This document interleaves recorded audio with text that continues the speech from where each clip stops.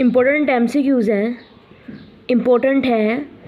जो चीज़ें होती है मैं वो ज़रूर आपको बताती हूँ कि ये इम्पोर्टेंट है स्पोर्ट्स में। तो हमारा पहला MCQs है, the number of ATP generated through glycolysis. Glycolysis जो है, जो कि हमारा सेकंड एनर्जी सिस्टम है, जो कि एनर्जी बनाता है हमारी बॉडी में, उसके अंदर 2 ATP जनरेट होती हैं। और ग्लाइकोलाइसिस में सिर्फ और सिर्फ कार्बोहाइड्रेट यूज़ होती है और कोई भी एनर्जी का सोर्स यूज़ नहीं होता, ना ही फैट यूज़ होती है, ना ही प्रोटीन यूज़ होती है। ठीक है जी, ये बात जानना ज़रूरी थी। उसके बाद है, what is the average minimum duration for the complete resynthesis of muscle glycogen after exercise. जब आप एक्सरसाइज करते हैं तो आपकी बॉडी ग्लाइकोजिन को यूज़ कर लेती है। ग्लाइकोजिन स्टोर कहाँ कहाँ होता है? या तो मसल में स्टोर होता है, या तो हमारे ब्लड में स्टोर होता है, या तो हमारे लीवर में स्टोर होता है। ये 3 चीज़ों में ग्लाइकोजिन स्टोर होता है। और ग्लाइकोजिन जो है वो अगर आप फुल यूज़ कर लेते हो और उसको आप दोबारा से रीसिंथेसाइज होना मसल के अंदर, तो 24 आवर्स लगते हैं उसको रीसिंथेसाइज होने में। किस चीज़ में? मसल्स के अंदर आफ्टर एक्सरसाइज। उसके बाद है, which is the most common site of fracture. ऐसा को हमारे बॉडी में ना फ्रैक्चर जहाँ पे सबसे ज़्यादा हो सकता है वो रिस्ट फ्रैक्चर है, ये most common site of fracture है। उसके बाद है, which mechanism of fracture is responsible for spiral fracture.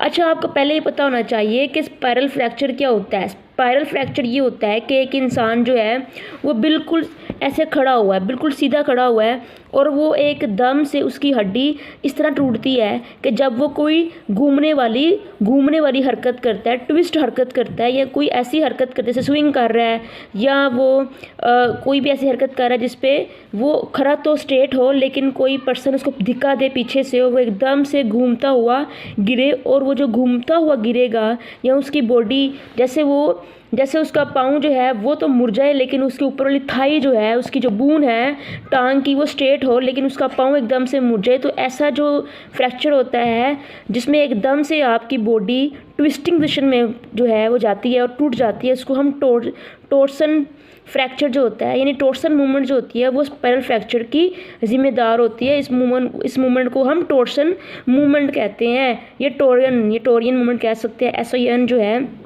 उसको हम ऐसे ही पढ़ सकते हैं, टोरियन मैकेनिज्म ऑफ फ्रैक्चर। उसके बाद है, the hairline fracture is also called infarction fracture. Hairline fracture जो होता है वो स्पोर्ट्स के अंदर बड़ा ही कॉमन होता है, जिसमें बिल्कुल ब्रीक सी दरार आ जाती है हड्डी में, जो कि समटाइम नज़र भी नहीं आती। अगर आप एक्सरे करवाते हैं तो ऐसा फ्रैक्चर जो होता है उसको हेयरलाइन फ्रैक्चर तो कहते हैं। इसका दूसरा नाम जो वो इन्फ्रैक्शन फ्रैक्चर भी होता है। उसके बाद हमारे पास नेक्स्ट है, which of the following is not a complete fracture. ऐसा कौन सा फ्रैक्चर है जो कंप्लीट फ्रैक्चर नहीं है? तो जो अवलियन फ्रैक्चर है वो कहा जाता है कि ये कंप्लीट फ्रैक्चर नहीं है, इसमें हड्डी बिल्कुल टूटती नहीं है। उसके बाद है, पार्शियल और complete tear of ligament substance is called sprain. Ligament का टूटना स्प्रेन कहलाता है, चाहे वो पार्शियल टूटे चाहे वो कंप्लीट टूट जाए।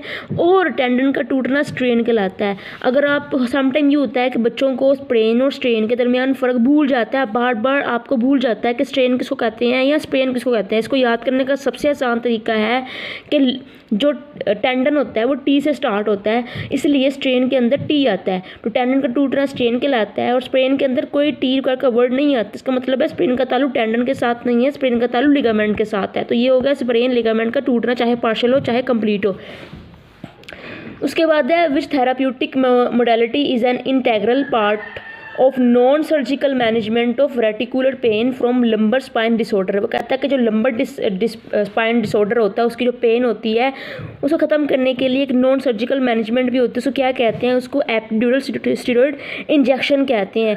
जब भी किसी बंदे को इस तरह का डिसऑर्डर होता है ना, जिसमें स्पाइन में लंबर में या शोल्डर में, तो इनको स्टेरॉइड इंजेक्शन लगता है, जिसकी वजह से उसकी स्वेलिंग कम हो जाती है, उनकी पेन दूर हो जाती है। ये आपने याद रखना है, एपिड्यूरल स्टेरॉइड इंजेक्शन है। हमारे पास नेक्स्ट MCQs है, physiology of exercise and sports medicine के। मेरे साथ रहिएगा, मैं जैसे आपको तैयारी करवा सकती हूँ स्पोर्ट्स की, आई गारंटेड यू यूट्यूब पे कोई पर्सन भी आपको इतनी अच्छी तैयारी नहीं करवा सकता। इस कदर आपको, जैसे कहते हैं ना कि एक चीज़ को समझाना पूरे प्रोसीजर के साथ, ऐसा कोई नहीं कर सकता।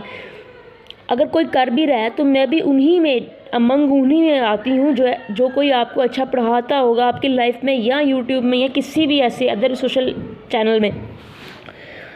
उसके बाद है rehabilitation of sports is done using, जो हमारी रिहैबिलिटेशन स्पोर्ट्स की होती है वो कैसे होती है कि हम करेक्टिव एक्सरसाइज करते हैं, फिर हम क्या करते हैं, रिहैबिलिटेशन हो जाती है स्पोर्ट्स के अंदर।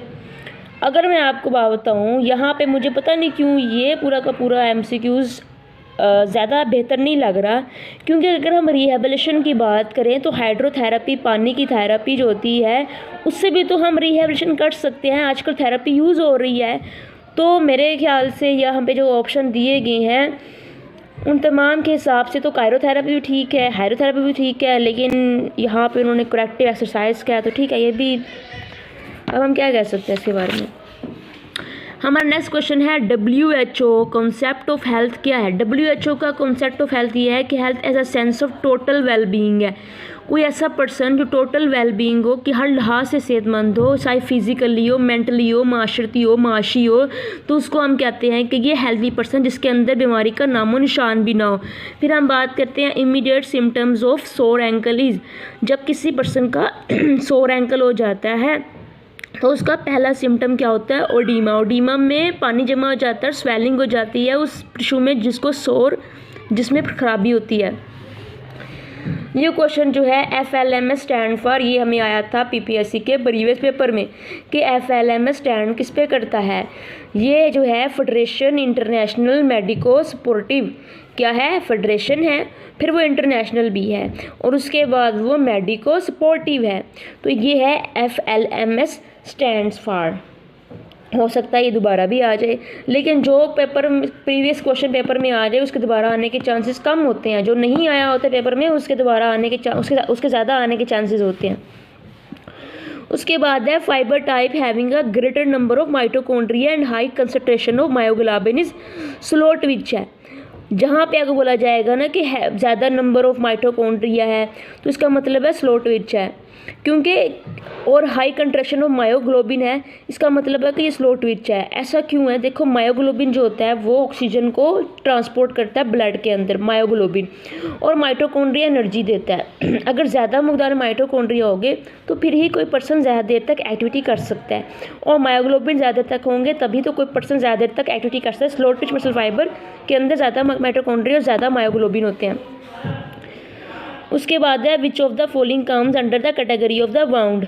जख्म की कैटेगरी में कौन कौन आता है, एब्रेयन आता है या लैक्रेशन आता है। एब्रेयन जो होता है वो रगड़ लगना होता है, जब रगड़ लगती है तो हमें एब्रेशन हो जाता है। कुछ लोग इसको एब्रेशन बोलते हैं, कुछ लोग इसको एब्रेयन बोलते हैं। तो ये बोथ हैं A and B जो दोनों जो है ये वाउंड में आते हैं। उसके बाद the wound caused by a sharp object such as knife, razor और ब्रोकन ग्लासेस इंसाइज्ड वाउंड है। ठीक है, मेरे ख्याल से ये पंचर्ड वाउंड है। ऐसा कोई भी वाउंड जो नाइफ से आता है या रेज़र से आता है या ब्रोकन ग्लास से आता है वो पंचर्ड वाउंड नहीं होता। शायद मे बी इसका ये आंसर ठीक है, लेकिन एक पंचर्ड वाउंड भी होता है जो कि किसी भी चीज़ से, जो कि जैसे नाइफ का कट है तो उसको पंचर्ड वाउंड भी तो कहते हैं। अब ये आपने मुझे बताना है कि इसमें ठीक कौन है, पंचर्ड वाउंड है या इंसाइड्स वाउंड है। Which of the following is not a spinal injury, इनमें से कौन सी स्पाइनल इंजरी नहीं है। तो कह रहा है लैक्रेशन जो है वो स्पाइनल इंजरी नहीं है, ये बिल्कुल ठीक कहा है उसने, क्योंकि जो फ्रैक्चर होता है वो भी स्पाइन में हो सकता है, डिसलोकेशन स्पाइन में बहुत कॉमन है और स्लिप्ड डिस्क भी बहुत कॉमन होती जा रही है, तो लैक्रेशन जो है नहीं होती स्पाइन की। उसके बाद है an increase of muscle mass following resistance work particularly heavy weight training is called muscle hypertrophy. Muscle hypertrophy ये होती है कि आपका मसल साइज़ में भर जाता है, साइज़ में ज़्यादा। जैसे बॉडी बिल्डर जब वेट ट्रेनिंग करते हैं, हैवी वेट ट्रेनिंग करते हैं, तो उनका मसल इंक्रीज़ होता है। फिर वो क्या करते हैं, फिर वो और ज़्यादा वेट उठाते हैं जिससे उनका मसल और इंक्रीज़ होता है। जितना वेट उठाते जाएंगे मसल टूटता जाएगा और इंक्रीज़ होता जाएगा, और एक हद तक जाके वो उसका इंक्रीज़ होने के चांसेस कम से कम होते हैं जब वो अपने पीक लेवल पे पहुंच जाता है। तो यहाँ पे मस्कुलर हाइपरट्रोफी होता है मसल का ग्रो करना, और मसल हाइपरट्रोफी होता है मसल का रीग्रो करना या कम हो जाना साइज़ में। Anabolic steroid affect directly muscle. Anabolic steroid क्या होता है? एनाबॉलिक खारूस का नाम है, जो चीज़ अपने मुंह के ज़रिए जिस समय लेके जाते हैं आप निगल जाते हैं, उसको एनाबॉलिक कहते हैं। जो इंसान स्टेरॉइड को खाता है वो डायरेक्ट जाके उसके मसल पे इम्पैक्ट करते हैं। उसके बाद है cryotherapy is the first treatment given for strain. जो जब किसी का टेंडन टूटता है तो उसको कायरोथेरेपी दी जाती है। उसके बाद है sport injury can be minimised. Sport injury को आप मिनिमाइज़ कर सकते हैं मसाज के ज़रिए। मुझे तो नहीं लगता कि मसाज ज़रिए आप इसको मिनिमाइज़ कर सकते हैं। मुझे इस बात में कोई ख़ास नज़र नहीं आई, ये मुझे नहीं अच्छा लगा ये MCQs, क्योंकि स्पोर्ट इंजरी को मिनिमाइज़ करने का सबसे अच्छा तरीका है कि आप रूल्स को फॉलो करो, आप अपनी बॉडी को स्ट्रॉन्ग करो। ये नहीं कि मसाज ही इसका है। इस्लाह से सुनना बात भी ठीक है, इस्लाह से स्टीम बात भी ठीक है। जब हम मसाज की बात करें यहाँ दोनों ऑप्शन भी ठीक है, फिर ऑल ऑफ द अबव होना चाहिए था इसका थर्ड डी आंसर। अब हम आगे बढ़ते हैं। Knee cartilage injuries commonly associated with football. Football के जो प्लेयर होते हैं उनको नी की इंजरी बहुत ज़्यादा होती है, नी कार्टिलेज की injury. What type of first aid should be given to a person suffering from heat stroke? किसी पर्सन को हीट स्ट्रोक हुआ है तो उसको पहला फर्स्ट एड क्या देना पड़ेगा? Have the patient lie down in a cool place। सबसे पहले तो उसको उठा के किसी कूल प्लेस पे लेके जाए। हमारा नेक्स्ट क्वेश्चन है, during heavy exercise the supply of blood increase toward skeletal muscle. मैंने आपको पहले भी बताया हुआ है, शायद मैंने ये MCQs पहले भी शेयर किए हुए हैं, कि जब हम एक्सरसाइज करते हैं ना तो हमारी बॉडी में जो हमारा जो स्टमक होता है, जो हमारी इंटेस्टाइन्स होती हैं, वो अपना सारा ब्लड जो है वो स्केलेटल मसल की जानिब भेजना शुरू कर देते हैं कि इसको ब्लड मिल जाए, इसकी ज़रूरियात पूरी हो जाए। लेकिन हमारा ब्रेन जो है वो अपना ब्लड बिल्कुल नहीं किसी को देता, वो अपने ब्लड की मकदार उतनी रखता है जितनी इसको पहले मिल रही होती है नॉर्मल। तो जब हम एक्सरसाइज करते हैं तो हमारा ब्लड बहुत ज़्यादा इंक्रीज़ कर जाता है स्केलेटल मसल की जानिब, और वो जब यहाँ पे इंक्रीज़ करेगा इसका मतलब ये है कि वो दूसरे टिश्यूज़ जो हैं, दूसरे ऑर्गन्स जो है वहाँ पे कम हो जाएगा। Which of the following is carried by the blood? Enzyme हो, ऑक्सीजन हो, हार्मोन हो, ये तमाम के तमाम ब्लड के अंदर होते हैं। Fibres with the small cross sections areas are slow twitch है। जिन फाइबर्स के स्मॉल क्रॉस सेक्शंस होते हैं या सेक्शनल होते हैं उनको स्लो ट्विच कहते हैं। Drug that increase muscle bulk and extra power for muscle contraction are androgenic anabolic steroid है। ये जो कैफीन है ये तो बिल्कुल भी ये काम नहीं कर सकती।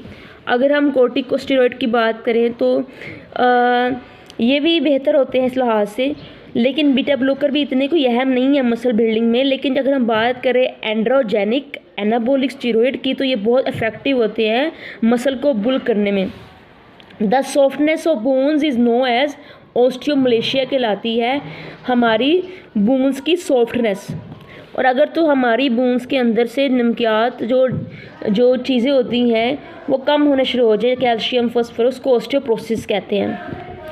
और ऑस्टियोब्लास्ट किसे कहते हैं? जब हमारी बोन के अंदर जब हमारी बोन रीबिल्ड होती है, जो टिश्यू बोन को रीबिल्ड करते हैं या जो सेल बोन को रीबिल्ड करते हैं उसको ऑस्टियोब्लास्ट कहते हैं, और जो सेल हमारी बोन को तोड़ने का अमल ऑस्टियोक्लास्ट कहलाता है। तो हम आगे बढ़ते हैं। डिसीज़ और injuries affecting the wall of a blood vessel is haemorrhage है।